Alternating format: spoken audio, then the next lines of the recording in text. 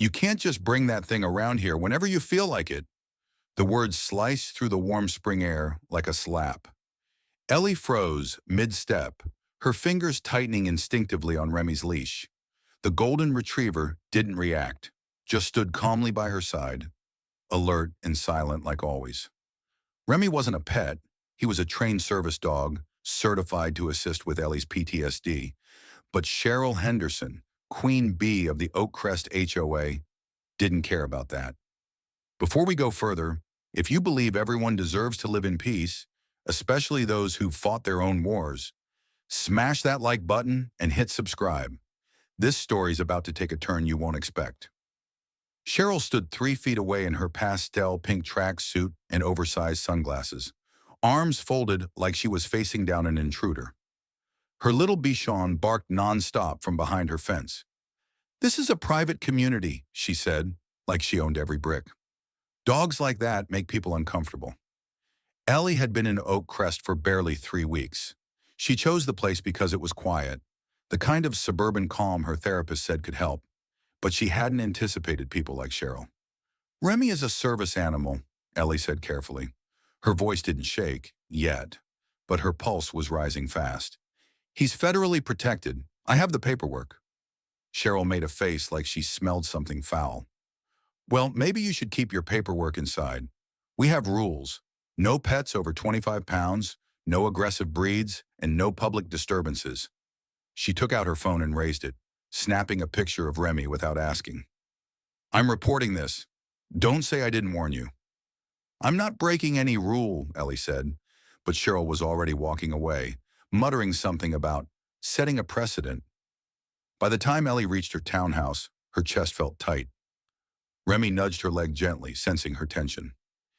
Inside, she closed the blinds, locked the door, and sat on the floor, arms wrapped around her knees. Remy settled next to her without a sound. The next morning, an envelope sat tucked into her mailbox. Official HOA letterhead, typed in cold. "Notice of violation, unauthorized pet on premises." It stated that a complaint had been made regarding a large dog causing disruption and concern. Ellie's hands trembled. There was a deadline to respond, 72 hours, or face daily fines. She went straight to her drawer and pulled out the binder labeled Service Dog Documentation. Inside was everything: Remy's training certifications, ADA guidelines, her own medical records. This wasn't just paperwork. It was her right to exist safely in the world. But Cheryl had the board's ear, and Ellie was still the new girl. Later that afternoon, Ellie stepped outside only to find Cheryl chatting with another neighbor, gesturing in Ellie's direction. They stopped talking as soon as she appeared. Cheryl smiled wide, too wide. "Oh, hi, Ellie. Just talking about how important it is to keep the neighborhood peaceful." Ellie said nothing. She walked Remy past them with her chin up, trying not to hear Cheryl's whisper. "There goes the distraction." That night, Remy started barking at 2 a.m. Someone had knocked. 3 quick raps, then silence. Ellie stood at the door, heart racing, but there was no one outside. Just a sticky note left behind on the porch glass. "Some of us like to sleep. Maybe your dog shouldn't live here if he doesn't know how." The ink was smudged by dew, but the message was clear. Cheryl wasn't just annoyed. She was escalating. The next day, Ellie skipped her morning walk with Remy. She didn't want to see Cheryl, didn't want to hear another neighbor offer a polite smile that didn't reach their eyes. Instead, she sat at her kitchen table, documents spread out like a battle plan. Her fingers hovered over her phone before finally dialing the number she'd avoided calling for too long. "Dr. Harris," came the warm voice on the line. "Ellie, is everything okay?" "No," she admitted, her throat tight. "It's the HOA. They're trying to find me. Over Remy." She explained everything, from the confrontation to the letter, to the knock in the night. Dr. Harris listened without interruption. When Ellie finished, he sighed. "I'll send you a formal statement confirming Remy's role as a medical service animal. You also need to contact an ADA attorney." "I can't afford a lawyer right now," Ellie whispered. "You won't need one. The Department of Housing and Urban Development has a complaint process, free, and they take this seriously." An hour later, Ellie submitted the paperwork online. She uploaded photos, medical records, and even screenshots of HOA guidelines. Every click felt like reclaiming a fraction of herself. That evening, while walking Remy in the far corner of the neighborhood, an elderly man with a cane nodded at her. "That your service dog?" he asked. "Yes," she replied, tense. "Good boy," the man said simply, tipping his cap. It was the first kind word she'd heard in days, but not everyone was so kind. Over the next few days, Cheryl intensified her campaign. Anonymous emails began circulating in the HOA Facebook group. Concerns about safety, aggressive animal behavior. Ellie wasn't on Facebook, but a neighbor, Marcy, quietly slipped a printout into her mailbox. "For your awareness," the note said in pencil. Ellie's stomach turned as she read it. Cheryl had even written, "We must consider what's best for our children." Ellie didn't have children. She didn't even know if Cheryl did. But that phrase hit her harder than any insult. It painted her as a threat. 3 days later, Ellie came home to find a folded petition stuck in her screen door. "Concerned residents of Oak Crest," the heading read. It had 15 signatures. Some were neighbors she'd smiled at just last week. Remy sat by her feet as she read each name. Her hands shook, but she didn't cry. Not yet. That night, she poured food into Remy's bowl and knelt beside him. "I don't know what to do anymore," she murmured. "They're turning this into something ugly." Remy nudged her shoulder and rested his head in her lap. His presence was grounding, steady, patient.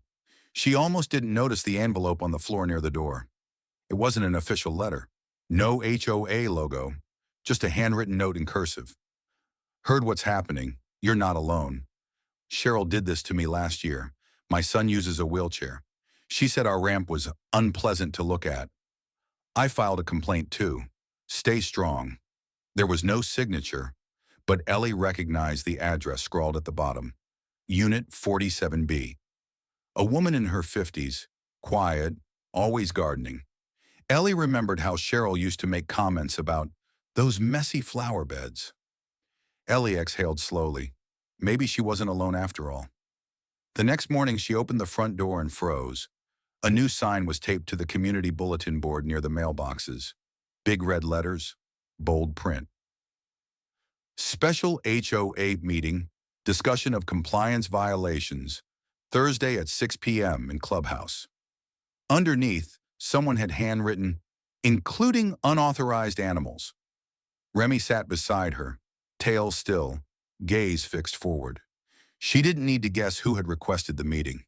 Ellie stood in front of her hallway mirror, clutching the letter from HUD like a lifeline. The paper was thin, official, and signed. It confirmed what she already knew but needed someone else to say. Her rights were being violated. The complaint had been accepted. An investigation was underway. She'd submitted everything.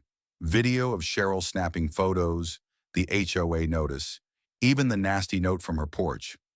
Still, Ellie didn't feel triumphant. She felt exposed. The meeting was tomorrow, and the way Cheryl moved through the neighborhood lately, smiling and whispering, made Ellie feel like prey. She printed 10 copies of her paperwork and slipped them into a folder. That night, she added a voice memo on her phone and charged it fully. Not because she expected things to get physical, but because her therapist had once said, "Preparedness isn't paranoia, it's peace." The next day, as Ellie stepped outside with Remy, she noticed more than a few curtains shift. A pair of teens on bikes rode past, whispering. A neighbor she used to nod to at the mailbox avoided her completely. But then, as she reached the curb, a quiet voice called out, "Ellie?" She turned to see Marcy, the same neighbor who'd printed the HOA posts. The woman looked hesitant, eyes darting up the street. "I heard about the meeting," she said. "It's not fair. I'm sorry I signed that petition. I didn't know." Ellie didn't know what to say. Part of her wanted to walk away. Part of her wanted to cry. Instead, she just nodded. "Thank you." Marcy hesitated, then added, "Be careful tomorrow. Cheryl's planning something." That evening, as the sun dipped behind the rooftops, Ellie sat cross-legged on her living room floor. Remy beside her. She pulled out a small box from under the couch. Inside were old army patches, a photo of her in uniform, and a faded thank you note from a kid she'd rescued during a flood deployment. She hadn't looked at any of it in months. The uniform didn't fit anymore, and the past felt like a movie someone else had starred in. But tonight, she needed to remember who she was. The next morning was gray, heavy with clouds, sticky with humidity. Cheryl was already at the clubhouse by 5:30 p.m., clipboard in hand, pacing like a general preparing for war. Neighbors arrived in small groups, some curious, others whispering. Ellie waited until 10 minutes before the meeting to show up. She wore jeans and a simple shirt. No makeup. She didn't come to perform. Remy walked beside her, vest on, calm and silent. As she stepped through the door, the murmur of conversation dipped. Cheryl spotted her immediately. "Ah, there she is," she said with mock brightness. "Let's get started, shall we?" Ellie took a seat in the front row, facing the folding table where Cheryl sat flanked by two board members. The room smelled of cheap carpet and old air conditioning. Cheryl stood. "I'd like to thank everyone for coming," she began, flipping a page dramatically. "Tonight, we're here to discuss a compliance matter, one that affects the safety and aesthetic of our community." Ellie's jaw clenched. Remy shifted slightly, sensing her tension.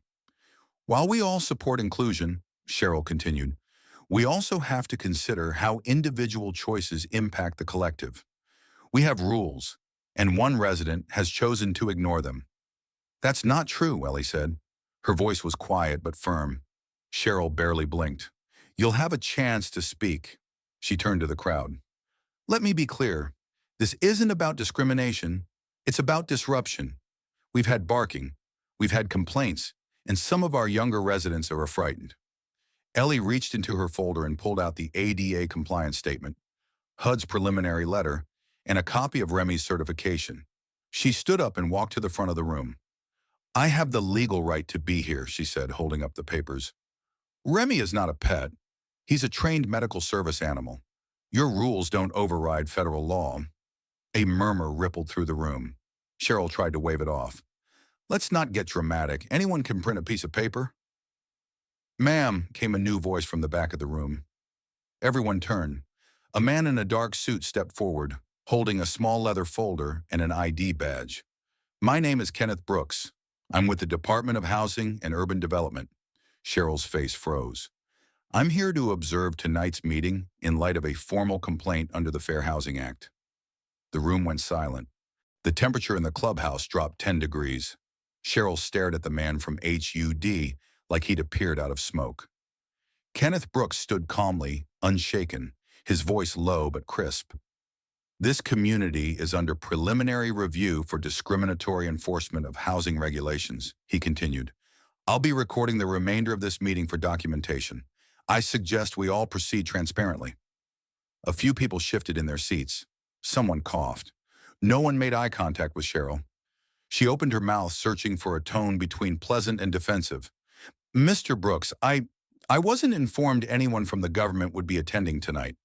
"Ma'am," he said without missing a beat, "the nature of this complaint warranted in-person observation. Please continue." Ellie sat frozen. Remy pressed close to her leg. The room wasn't just watching Cheryl now. They were watching both of them.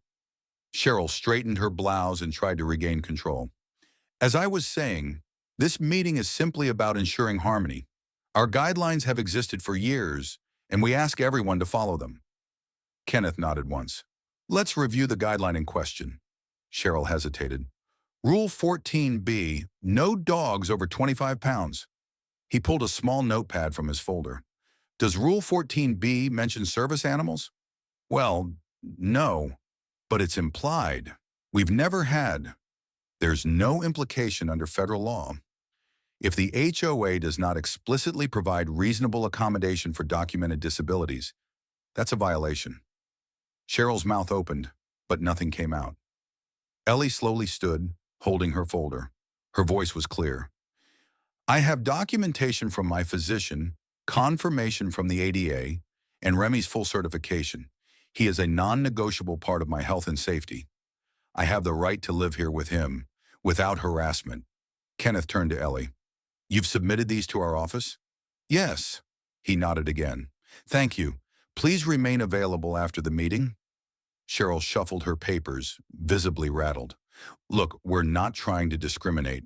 We just want rules followed. That's all." But you never brought this rule up with the neighbor in 38C, someone said from the back. All heads turned. It was Marcy.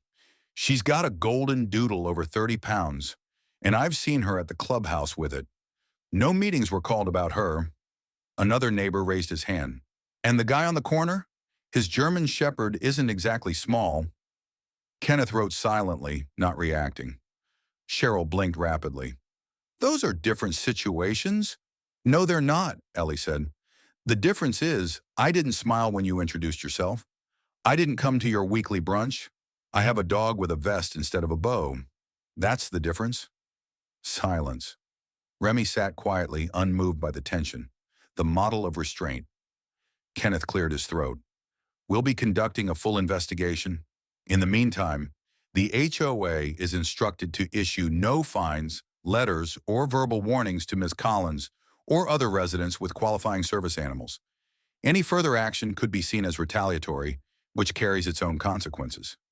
Cheryl looked like she'd swallowed glass. The meeting ended in silence. No closing remarks, no applause. People stood and shuffled out quietly, a few of them offering Ellie brief glances. Not pitying, but something closer to respect. Outside, the sky had darkened, heavy with summer rain. Ellie stood under the awning, folder pressed to her chest. Kenneth approached her as others exited. You did well in there, he said. Most people never speak up. She looked at him. I didn't want to, but she left me no choice. He nodded. We'll follow up soon. And Ms. Collins? Yes? You're not the first complaint from this HOA, but you might be the last straw. He walked off, disappearing into the parking lot. Ellie turned toward Remy, who nudged her hand with his nose. She let out a breath she didn't know she'd been holding. The HOA didn't hold another public meeting for a while. 3 weeks later, Ellie received a formal letter from HUD confirming the conclusion of their investigation. The findings were clear. Oak Crest HOA had failed to provide reasonable accommodation under the Fair Housing Act, and their treatment of Ellie had been discriminatory. A federal fine of $75,000 was issued, with an additional warning that repeat violations could result in legal injunctions. The board president, who had stayed mostly silent during Cheryl's crusade, resigned quietly. Cheryl didn't, but her position didn't last long. 2 days after the HUD letter was distributed to all residents, a notice appeared on the same bulletin board where the special meeting had once been posted. Effective immediately, Cheryl Henderson has been removed from her position within the HOA due to conduct not in alignment with our community values. Someone had underlined the word removed in red ink. Ellie didn't smile at that. Not exactly, but there was relief, deep and quiet. What surprised her more was the change in the neighborhood. It didn't happen overnight, but slowly the air shifted. Neighbors began waving again. Not everyone, but enough. Marcy brought over fresh zucchini bread. The man with the cane from 42A invited her to sit under his porch when it rained. A single mom from down the street knocked one evening, asking about service dogs because her teenage daughter had recently been diagnosed with anxiety. One afternoon, Ellie came home to find a folded note wedged in her doorframe. No envelope, just a sheet of notebook paper, torn at the edge. I'm sorry I signed the petition. I didn't know the full story. You showed a lot of strength. We're glad you stayed. There was no name, just Unit 39. D. Remy adjusted fast. The walks got longer, the glances shorter. He wasn't barked at anymore. A kid even asked to pet him, after politely asking Ellie first. That weekend, as Ellie sat on her back porch, feet propped up on the railing, a voice called over the fence. Ellie! It was Cheryl. She stood awkwardly, without her clipboard or sunglasses.